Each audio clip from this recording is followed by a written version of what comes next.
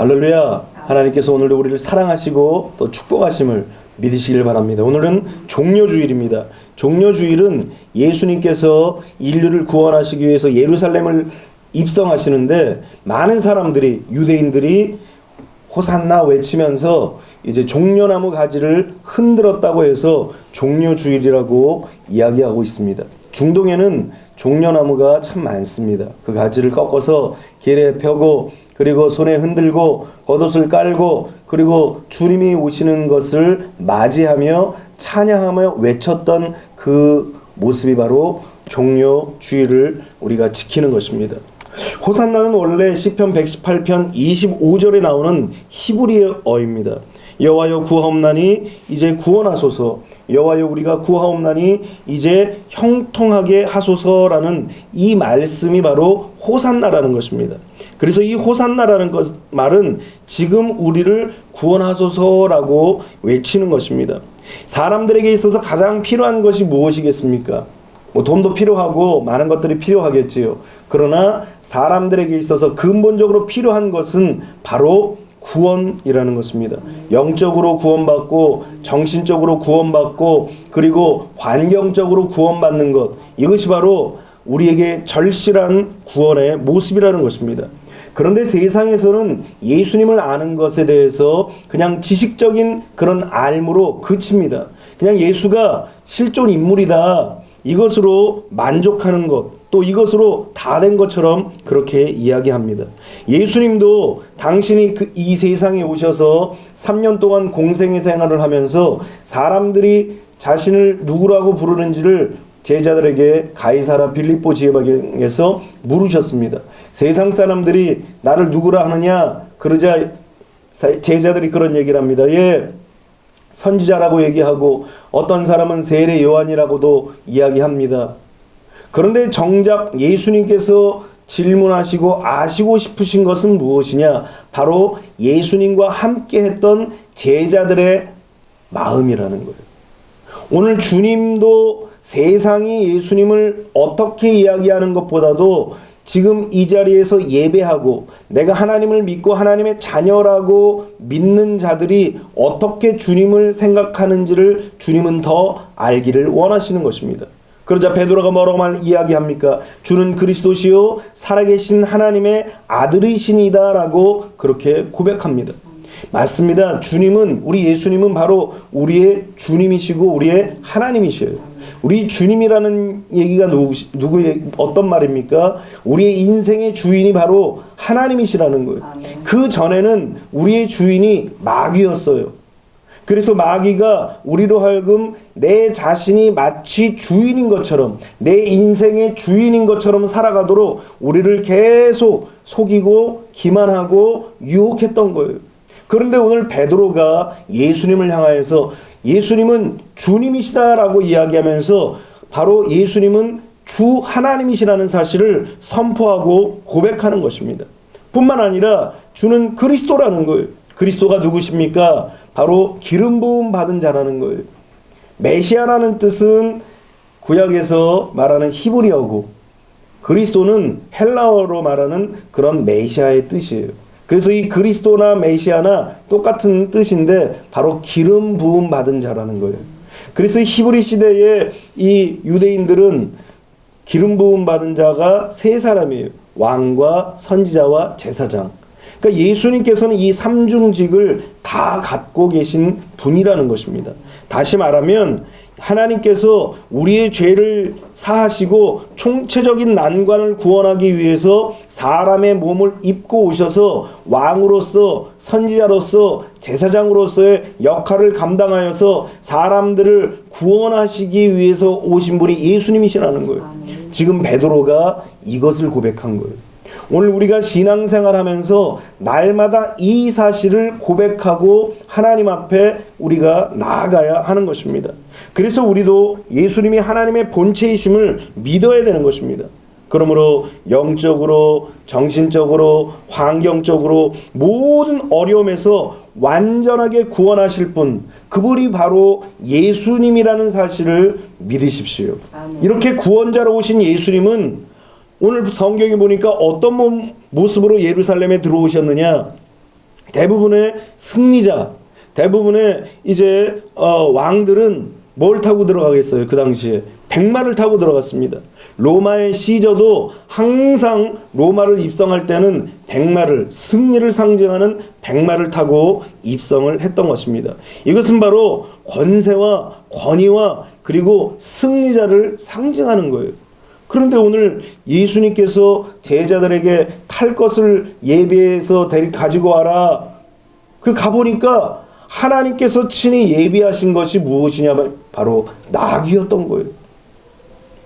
여러분, 예수님도 왕이시기 때문에, 진정한 승리자이시기 때문에 그야말로 위풍당당하게 백마를 타고 입성하셔야 돼요. 그런데도 불구하고 예수님께서 백마를 타지 아니하고 나귀를 타고 입성하신 이유가 있습니다. 여기에 세 가지 교훈이 있는데, 오늘 이 교훈은 우리의 신앙생활 속에서도 꼭 따라가야 할 그런 내용인 것입니다. 첫 번째는 무엇이냐면 예언된 말씀을 성취하기 위함이라는 거예요. 예수님께서 걸어가셨던 그 모든 길들, 예수님께서 걸으셨던 그 모든 행보는 다 하나님의 말씀을 이루는 그 걸음이었다라는 거예요. 예수님은 하나님의 아들이시고 만왕의 왕이시고 만주의 주이신 하나님 자신입니다. 그럼에도 불구하고 초라한 나귀를 타고 입성하신 이유는 하나님의 말씀을 완성하고 이루기 위해서라는 것입니다. 스가랴 9장 9절에 보니까 시온에 따라 크게 기뻐할지어다, 예루살렘에 따라 즐거이 부를지어다. 보라, 내 왕이 내게 임하시나니 그는 공의로우시며 구원을 베푸시며 겸손하여서 나귀를 타시나니 나귀의 작은 것 곧 나귀 새끼니라. 여러분, 지금 이 스가랴 선지자는 예수님이 오시기 전에 500년 전에 기록된 그런 예언된 책이었습니다. 겉으로 볼 때는 로마 군병들처럼 이제 백마를 타고 가야 되겠지만, 그러나 초라해 보이는 나귀 새끼를 타셨던 것입니다. 그 이유가 무엇입니까? 하나님의 주권과 선포된 계시의 약속을 성취하기 위함이라는 것입니다. 여러분, 구약은 하나님을 계약하시는 하나님으로 우리에게 알리고 있습니다. 그래서 항상 하나님의 말씀을 우리가 뭐라고 그래요? 구약, 신약이라고 얘기하는 것, 올드 테스트먼트, 뉴 테스트먼트라는 것은 하나님이 우리에게 친히 하신 언약이고 계약이라는 것입니다.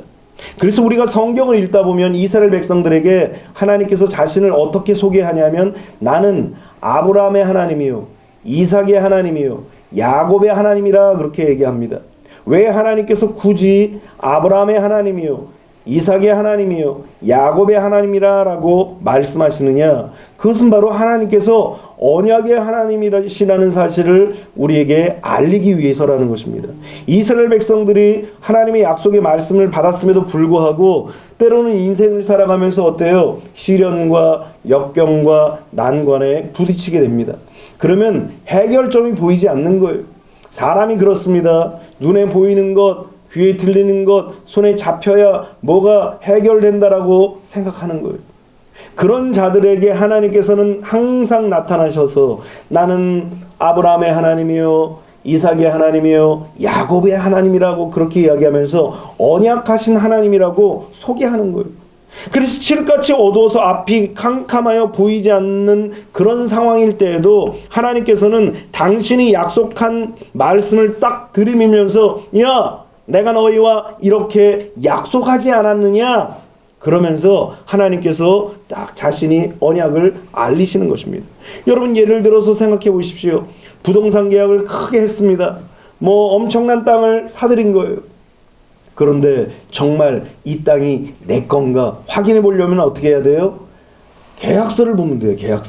계약서에서 매매자가 확실하게 적혀 있는가, 그리고 위치와 주소와 그리고 그곳 장소가 분명하게 적혀 있는가 확신을 갖게 되고, 도장도 찍혀야 할 곳에 다 찍혀 있고, 대리인이나 아니면은 중개인이 딱 보장하는 그런 도장이 찍혀져 있으면 그거는 완벽한 계약서인 거예요. 마찬가지로 하나님께서도 우리에게 언약의 말씀을 통하여서 우리와 계약을 이루신 것입니다. 하나님은 이렇게 스스로 계약하시고 또 그 계약하신 것을 스스로 성취하시는 분이 바로 하나님이시라는 것입니다. 그 계약자가 누구냐? 바로 예수님이시고, 그 계약을 이루시고 성취하시는 분이 누구냐? 바로 성자 하나님이신 예수 그리스도이신 것입니다. 그래서 사도행전 13장 33절에는 뭐라고 우리에게 증언하고 있느냐? 곧 하나님이 예수를 일으키사 우리 자녀들에게 이 약속을 이루게 하셨다 함이라 그랬어요. 이 말씀들이 어디에 기록되어 있느냐? 시편 둘째 편에 기록한 바와 같이 너는 내 아들이라 오늘 너를 낳았다 하셨고, 그러니까 예수님은 이미 시편에서도 예언되었고, 그리고 예언된 그 말씀을 이제 이루신 분이 바로 우리 하나님이시라는 거예요. 예수님은 그렇게 말씀을 계약하시고 또 말씀을 성취하시고 이루신 분이라는 사실을 우리는 꼭 믿어야 되는 거예요. 이 하나님을 믿음으로 말미암아 그 계약의 성취가 우리의 삶 속에 이루어지는 거예요. 그래서 로마서 4장 21절에 약속하신 그것을 또한 능히 이루실 줄을 확신하였으니, 하나님의 약속, 하나님의 계약, 하나님의 이 언약하심을 믿는 자에게만 하나님의 놀라운 역사가 일어나는 것입니다. 그래서 아브라함에게 하나님께서 뭐라고 그러셨어요? 그가 믿음으로 말미암아 의롭다 하심을 입었다라고 그럽니다. 아브라함이 다른 것 한 것이 아니에요.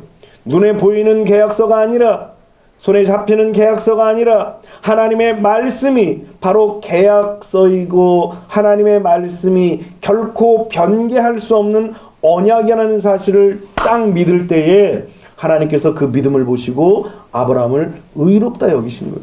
우리에게도 마찬가지예요. 우리의 삶 속에서 하나님께서 이루시는 일들은 다 하나님이 계약하시고 언약하신 일들을 이루는 것을 믿는 거예요. 오늘 이 종려 주일이 왜 중요하냐?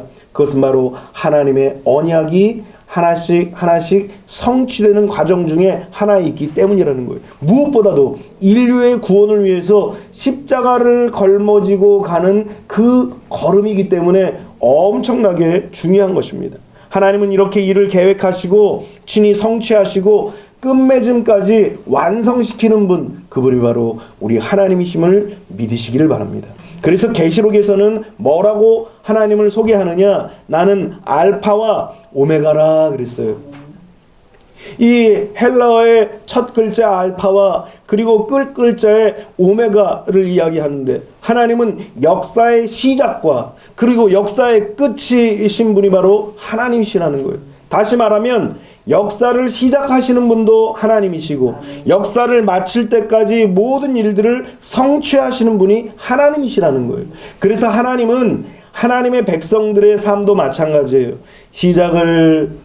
테이프를 끊으시는 분도 하나님이시고 마지막에 매듭을 짓는 분도 하나님이시라는 거예요. 그래서 우리의 인생의 모든 삶을 하나님 앞에 맡기라는 거예요. 맡기지 않으면 결코 하나님은 그 모든 삶 속에서 책임져 주시지 않으시는 것입니다. 하나님의 말씀은 이렇게 1.1획도 없어지거나 사라지지 않습니다. 하나님은 친히 지키시고 이루신다는 사실을 우리는 꼭 기억해야 되는 것입니다. 예수님이 이렇게 말씀에 순종하셨고, 예수님이 말씀에 순종하신 것처럼 우리도 어떻게 해야 돼요? 하나님의 말씀에 순종해야 되는 것입니다. 우리가 하나님의 자녀라면 하나님의 말씀을 지키며 순종하는 삶을 살아야 되는 것입니다. 디모데전서 3장 16절에 모든 성경은 하나님의 감동으로 된 것으로 교훈과 책망과 바르게 함과 의로 교육하기에 유익하니 그랬어요. 여기서 성경에서 우리에게 말씀하시는 것이 무엇입니까? 하나님의 자녀들은 세상의 사람들과 다른 잣대를 가지고 산다는 거예요. 세상 사람들은 자기가 기준이 될 수 있어요. 또 법에 대해서 좀 아는 사람은 헌법이나 이런 것을 가지고 잣대를 가지고 살아가는 사람도 덜어 있기는 하겠지요. 그러나 하나님의 백성들은 무엇을 가지고 잣대를 삼아야 되느냐? 하나님의 말씀이 잣대가 되어야 한다는 것입니다. 오늘 지금 읽어드린 말씀을 보니까 모든 교훈이라고 얘기합니다. 이 교훈이 뭐라고 얘기합니까? 교리예요, 교리. 우리가 하나님의 말씀을 배울 때도 좀 딱딱하지만 교리를 배워야 돼요. 왜 교리를 배워야 되느냐? 이것이 바로 종교적인 원리나 이치라는 거예요. 이것이 신앙 체계예요. 우리의 교리가 뭐예요? 하나님의 말씀인 십계명이고 우리의 교리가 뭐예요? 십자가이고 부활인 거예요. 예수님께서 우리와 언약하시고 계약하신 것이 바로 교리인 것입니다. 이 말씀이라는 교리를 가지고 우리에게 어떻게 하셔요? 책망하시는 거예요. 하나님의 자녀이기 때문에, 하나님의 백성이기 때문에 책망하시는 거예요. 왜 책망하셔요? 하나님이 주시는 이제 바른 삶을 살게 하기 위해서, 의로운 삶을 살게 하기 위해서 우리를 바른 길로 인도하시는 것이 바로 교리라는 거예요. 그 길의 시작과 완성을 누가 이루셨느냐? 그것이 바로 예수님이 이루셨다는 것입니다. 하나님의 아들이시지만 당신도 고난도 있고 핍박도 있고 역경도 있고 심지어는 죽음이 기다리고 있었지만 그럼에도 불구하고 예수님은 나귀를 타시고 유유히 예루살렘 성을 순종함으로 이루셨던 것입니다. 두 번째는 하나님께서 쓰시기에 가장 겸손한 모습으로 예루살렘에 입성하셨다는 것입니다. 요한복음 1장 29절에 세례 요한은 예수님을 볼 때 첫마디가 그런 고백을 합니다. 보라, 세상 죄를 지고 가는 하나님의 어린 양이로다. 여러분, 예수님은 이 세상에 오실 때 하나님이 세상 죄를 지고 가도록 이 땅에 보내신 어린 양이에요.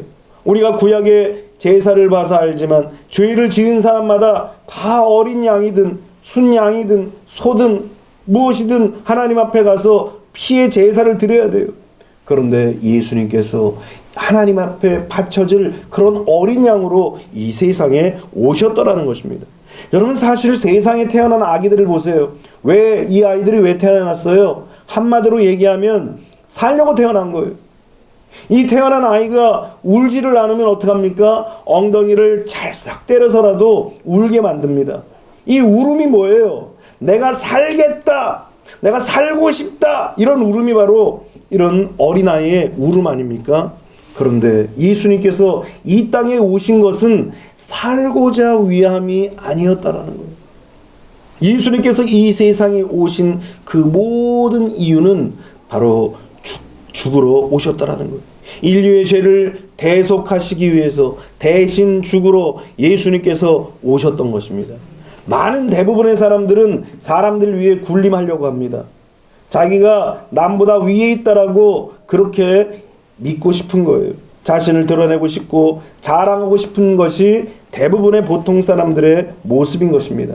예수님은 굳이 군림하려고 하지 않아도, 높아지려고 하지 않아도, 또 자랑하려고 하지 않으셔도 충분히 자격이 있어요.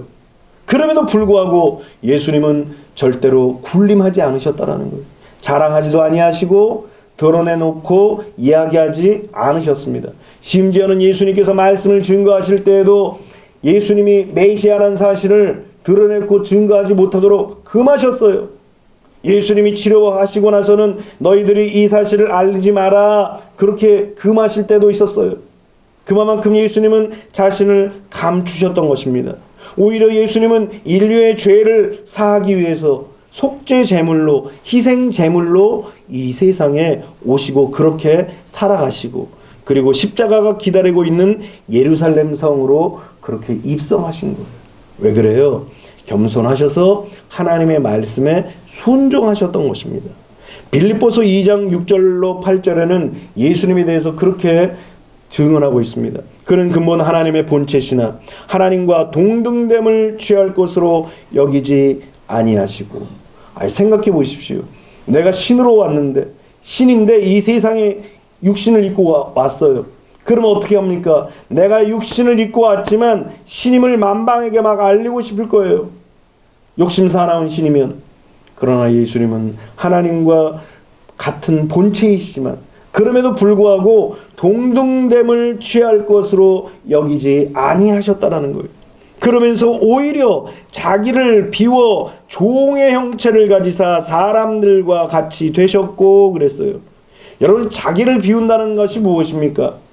우리의 신앙생활 속에서 가장 첫걸음이 되어야 할 것이 바로 자기를 비우는 거예요.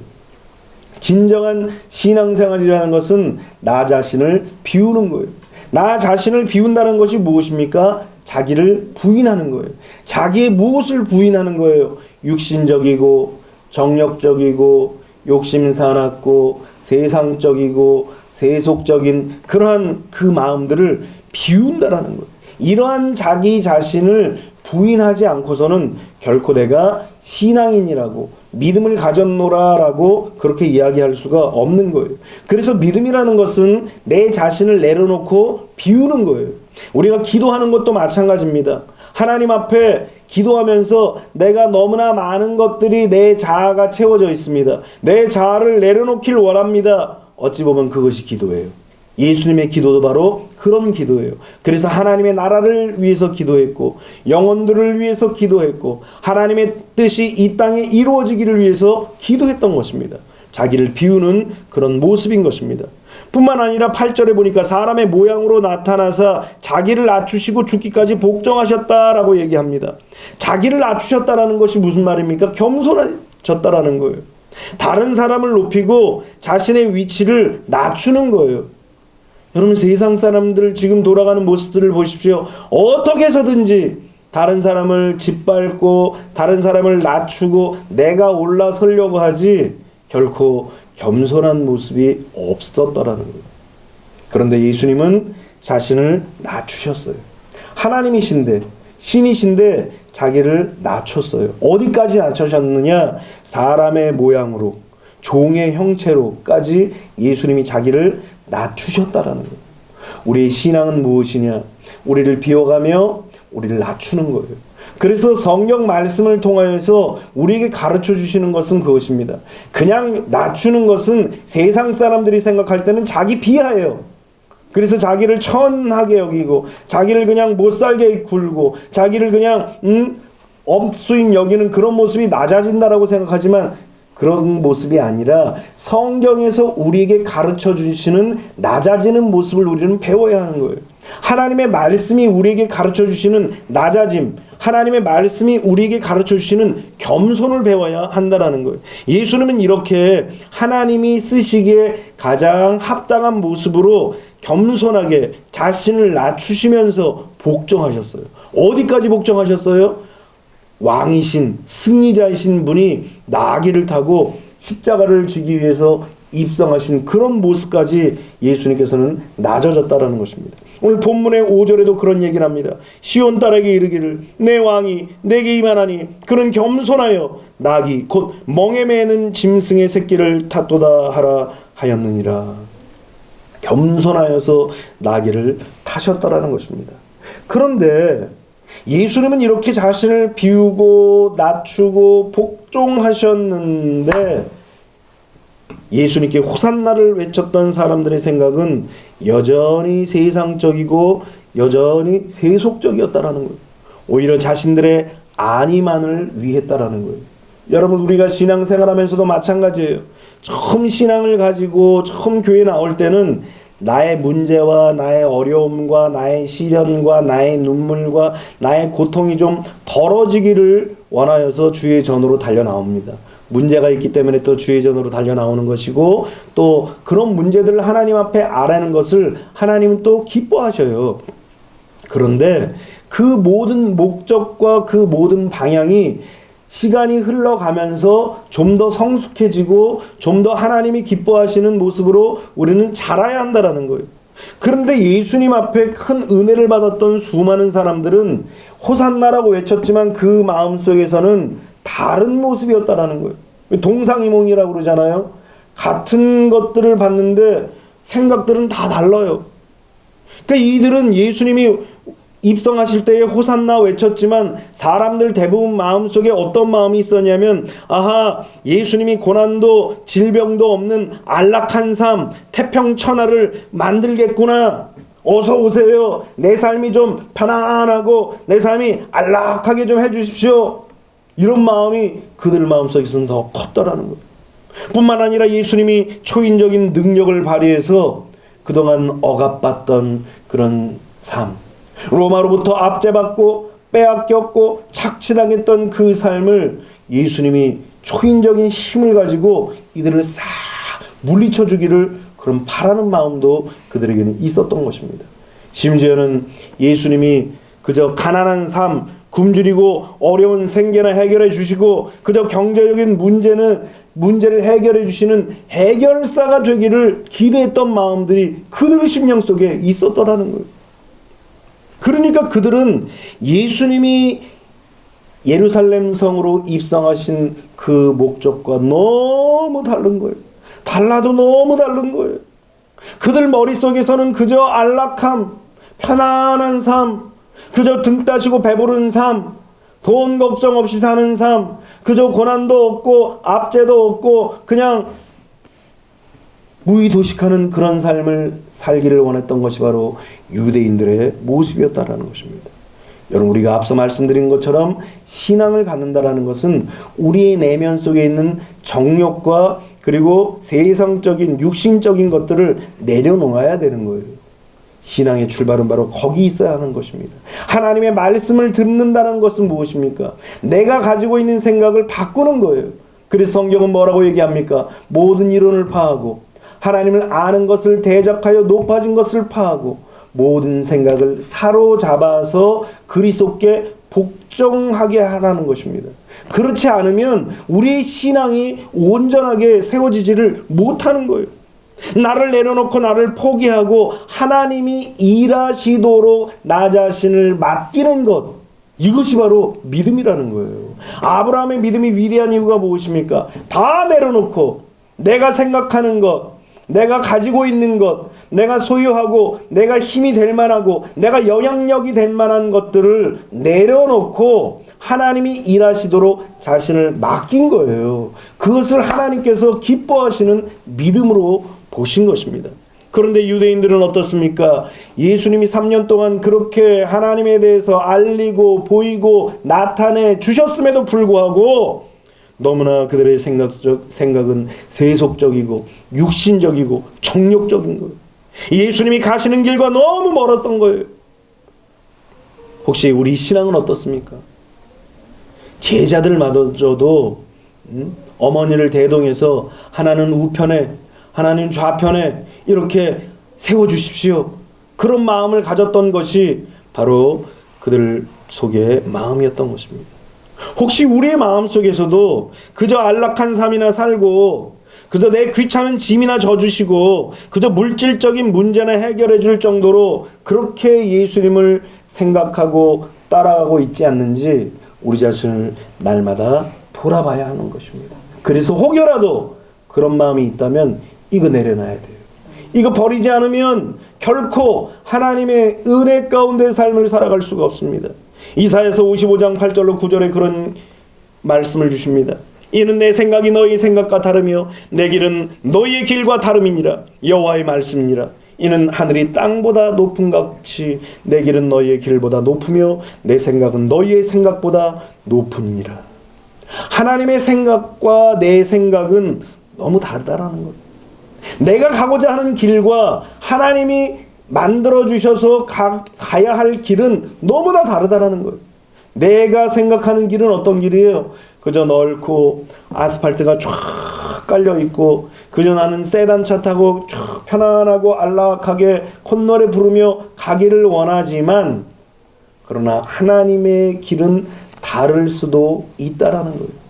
그래서 욥이 뭐라고 고백합니까? 나의 가는 길을 오직 그가 아시나니 그가 나를 단련하신 후에 내가 정금같이 나올 것이다 그랬어요. 여러분, 우리는 이런 확신과 믿음을 가져야 돼요. 당장 눈앞에 보이는 것으로 인하여 좌지우지되는 것이 아니라 하나님이 친히 우리를 인도하시는 놀라운 길이 있다는 사실을 믿고 겸손하게 주님을 따라가야 하는 것입니다. 예수님은 인간의 육신적인 그런 만족을 위해서, 육신적인 욕구 충족을 위해서 세상에 오신 것이 아니에요. 예수님은 온 인류의 죄를 구원하러 오신 것입니다. 여러분, 죄에서 구원받는 것, 이것이 모든 문제의 근원이에요. 사람들은 죄에서 해방받는 것을 우습게 여깁니다. 그래서 문제나 해결해 주시고 돈이나 좀 주시고 또 질병이나 좀 치료해 주시지 뭔 죄를 맨날 해결해 주신다고 그러지만 이 죄의 문제가 해결되지 않으면 우리 인생의 근본적인 문제는 아무것도 해결되지 않는 그대로 남아있는 거예요. 그래서 하나님은 죄를 구원하시기 위해서 이 세상에 오신 것입니다. 이러한 사명을 감당하기 위해서 예수님께서는 하나님이 사용하시기에 가장 어울리는 겸손함으로 순종하셨던 것입니다. 사람들의 생각과 하나님의 생각이 이렇도록 다르다라는 것입니다. 예수님은 겸손하게 하나님의 말씀을 순종했던 것입니다. 이사야 53장 7절에 그가 곤욕을 당하여 괴로울 때에도 그의 입을 열지 아니하였으며 마치 도수장으로 끌려가는 어린 양과 털 깎는 자 앞에서 잠잠한 양같이 그의 입을 열지 아니하였도다 그랬어요. 주님이 이렇게 겸손하게 자신의 털을 깎을 때 양이 잠잠한 것처럼 예수님도 그런 모습으로 겸손하게 순종하셨던 것입니다. 그러면서 우리에게 순종의 모범을 보여주신 거예요. 우리도 예수님이 순종하신 것처럼 순종해야 되는 것입니다. 세 번째는 새끼 낙이 같은 연약한 우리를 사용하기 위함이라는 거예요. 영국의 프리처 박사에게 한 전도자가 질문했습니다. 어떻게 하면 영국에서 제일 유명한 전도자가 되겠습니까? 그때 이 박사가 이 사람에게 한 말이 무엇입니까? 영국에서 제일 작은 자가 되십시오. 그런 얘기를 한 거예요. 가장 높고자 하는 자는 어떤 사람이 돼야 돼요? 낮은 자가 되어야 한다라는 거예요. 다시 말하면 하나님은 누구를 쓰시느냐? 낮은 자, 연약한 자, 보잘것없는 자를 쓰신다라는 것입니다. 우리가 하나님이 사람을 쓰실 때 내가 가지고 있는 지식을 쓴다라고 생각하는 사람들이 있어요. 돈이 많아야 쓴다고 얘기하는 사람도 있습니다. 권력이 있어야, 경험이 많아야, 내가 소유한 것이 많아야, 지니고 있는 것이 많아야 하나님 앞에 쓰임받는다라고 착각하는 사람도 있더라는 거예요. 그래서 간혹 보면 교회에서 배운 척하는 사람도 있어요. 아는 척하는 사람들이 너무 많은 거예요. 또 있는 척하는 사람도 많은, 가진 척하는 사람들이 너무나 많고 세상에서 내가 이렇다 하고 높은 척하는 사람도 있더라는 것입니다. 그러나 우리는 신앙 안에서 하나님 앞에서 이런 착각들을 내려놔야 돼요. 하나님 앞에서 높은 것이 없고 하나님 앞에서 더 많이 안다고 하는 자가 없고 가졌다라고 할 수가 없어요. 여러분 높은 산에 다 올라가 보셨죠? 하다못해 저 계양산만 올라가도 뭐 계양산이 뭐 얼마나 높겠어요. 그런데 그 하다못해 계양산만 올라가도 어지간한 빌딩은 그냥 성냥갑하고 똑같은 거예요. 저 판자촌이나 아니면 아파트나 다 거기서 거기에요. 하나님이 보실 때는 다 똑같다라는 거예요. 그래서 하나님이 쓰시는 사람은 어떤 사람을 쓰시느냐? 오히려 연약한 자를 쓰시는 거예요. 오히려 어쩌면 연약하기 때문에 쓰신다라는 거예요. 신명기 7장 7절에 여호와께서 너희를 기뻐하시고 너희를 택하심은 너희가 다른 민족보다 수요가 많기 때문이 아니니라. 너희는 오히려 모든 민족 중에 가장 적으니라 그랬어요. 이스라엘 백성들은 그렇게 속으로 자부심을 가졌습니다. 야, 우리가 택하실 만한 하니까 하나님이 택하셨지. 야, 우리가 선민이 된 것은 숫자도 많고 능력도 많고 가진 것도 많고 우리에게는 꿈도 있고 우리에게는 재능도 많고 모든 것이 많아서 하나님이 선택했다고 그렇게 착각을 한 거예요. 그러자 하나님께서 야야야 정신 차려라. 내가 너희들을 택한 이유는 많아서가 아니다.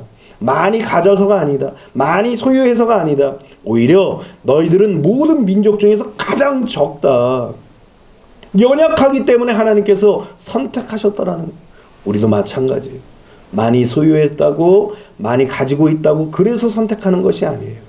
연약하기 때문에 나약하기 때문에 선택하는 것입니다. 고린도전서 1장 26절로 28절에 형제들아 너희를 부르심을 보라. 육체를 따라 지혜로운 자가 많지 아니하며 문벌 좋은 자가 많지 아니하는도다. 그러나 하나님께서 세상에 미련한 것들을 택하사 지혜 있는 자들을 부끄럽게 하려고 하시고 세상에 악한 것들을 택하사 강한 것들을 부끄럽게 하려 하시며 하나님께서 세상에 천한 것들과 멸시받는 것들과 없는 것들을 택하사 있는 것들을 폐하려 하시나니. 그러니까 우리의 마음속에 혹시라도 내가 지혜 있다 생각하고 내가 강하다 생각하고 내가 있다고 생각하고 내가 뭔가를 소유했다고 생각하면 오히려 폐하는 거예요. 그런데 내가 연약하고 내가 약하고 내가 무능하고 내가 아무것도 없고 내가 소유한 것이 아무것도 없다라고 고백할 때 하나님은 그 사람을 딱 불러서 지혜롭진 않지만 문벌 좋은 사람은 아니지만 그러나 그들을 택하여서 지혜 있는 자를 부끄럽게 하시고 오히려 강한 것들을 부끄럽게 하시고 또 있는 것들을 폐하기 위해서 사용하시는 하나님의 도구가 될 수 있다는 거예요. 그러므로 우리는 하나님 앞에 이런 예수님께서 나귀 새끼를 타고 오신 모습들을 바라보면서 아하, 하나님은 이런 나귀같이 천하고 연약하고 무능한 자들을 택하시는구나, 이 사실을 우리는 깨닫고 하나님께 감사하고 찬양하고 영광을 돌려야 되는 것입니다. 여러분, 사실 중동 지역에서 나귀라는 그 위치는 정말 절대적입니다. 지금도 저 이집트나 중동이나 아프리카 지역에 가보면 나귀를 타고 있어요. 짐을 실을 때 나귀를 이용하기도 합니다. 그러니까 이 나귀는 자기의 몸보다 몇 배, 10배 정도의 무게를 견딜 수 있다라는 거예요. 그래서 사막 지역이나 아니면 광야나 이런 돌짝발을 갈 때 나귀를 항상 짐을 실어가지고 다니는 거예요. 그런데 중동 사람들이 이렇게 유용한 나귀를 바라볼 때 반대로 욕할 때도 꼭 나귀를 쓰는 거예요. 우리나라는 주로 들어가는 짐승이 뭐예요? 개가 들어가잖아요. 그런데 이 중동에서는 나귀가 들어가는 거예요. 그래서 심한 욕 중에 하나가 뭐냐면 이 나귀 같은 놈아, 이게 바로 심한 욕입니다.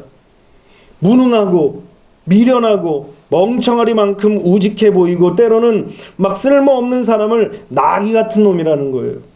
그래서 천한 사람을 말할 때 이 나귀 같은 놈아 그러는 거예요. 사람을 얼마나 하대하고 얼마나 낮게 보는 거예요. 그러니까 이 나귀라는 것은 엄청나게 이렇게 유용한 짐승에도 불구하고 낮고 천한 존재예요. 그런데 예수님께서 나귀를 타셨어요. 그것도 어미 나귀도 아니고 숲 나귀도 아니고 새끼 나귀, 멍에를 한 번도 메어보지 않고 사람도 한 번도 태워보지 않은 유약하고 나약한 그런 나귀를 타셨다라는 거예요. 멍청하고 미련하고 무능하고 쓸모없고 천한 나귀와 같은 우리 자신을 사용하신다는 거예요. 주님이 성경을 보십시오.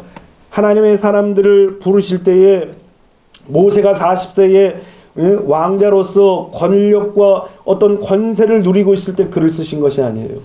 하나님은 80세가 되어서 다 늙어 빠져가지고 그냥 털도 별로 없고 허리도 굽고 지팡이만 짚어야 되는 그러한 자를 하나님께서는 부르신 거예요. 또한 살기 위해서 그냥 피해 다니며 도망자였던 다윗을 사용하십니다. 심지어는 남의 집 머슴으로 식모살이 하면서 청소나 하고 마개당이나 쓸고 허드렛 일이나 했던 그런 사람, 그리고 수감자였던 요셉을 하나님께서 부르시고 글을 쓰시는 거예요. 평생 아는 거라고는 그냥 물고기 잡는 것밖에 아는 것이 없는 이런 베드로를 하나님께서는 부르시고 쓰시는 것입니다.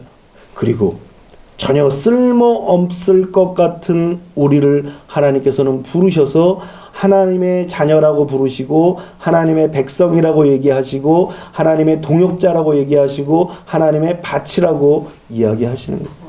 야, 이게 얼마나 영광스러운 일인 것입니까?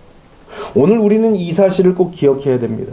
예수님께서 종려 주일에 나귀를 타고 가시면서 하나님의 말씀을 하나씩 성취해 나가면서 겸손하게 순종하셨다는 사실, 그리고 더럽기가 한량없는 그런 우리, 죄로 인하여서 시뻘겋다 못해 시커멓게 물든 죄악의 덩어리인 우리를 하나님께서 부르셔서 하나님의 자녀로 삼아주시고 하나님의 일꾼이라고 의의 병기라고 이야기하시는 놀라운 은혜와 사랑을 우리는 깨닫고 하나님께 감사하고 찬양하고 경배를 드려야 돼요.